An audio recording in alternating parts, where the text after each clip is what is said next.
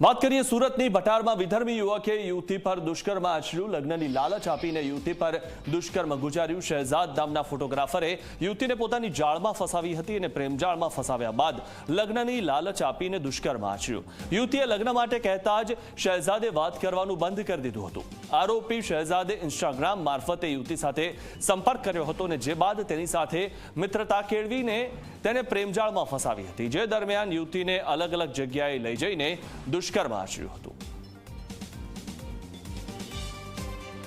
સુરત શહેરના ખટોદરા પોલીસે વિધર્મીની ધરપકડ કરી છે। સીધા તમને દ્રશ્ય બતાવીશું।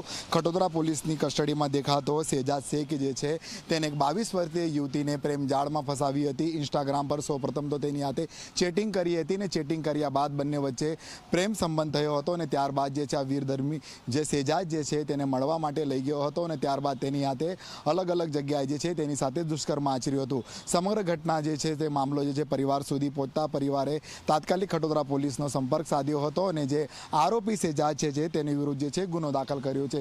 હાલ તો સમગ્ર મામલે જે છે ખટોદરા પોલીસે જે છે આરોપી શેજાદની ધરપકડ કરી લીધી છે। તેની ઉપર દુષ્કર્મ સહિતનો ગુનો નોંધ્યો છે અને તેને જેલના સળિયા પાછળ ધકેલી વધુ કાર્યવાહી હાથ ધરી છે। કેમેરામેન વિજય ભૈસાની સાથે પ્રશાંત વિરી, જી મીડિયા, સુરત।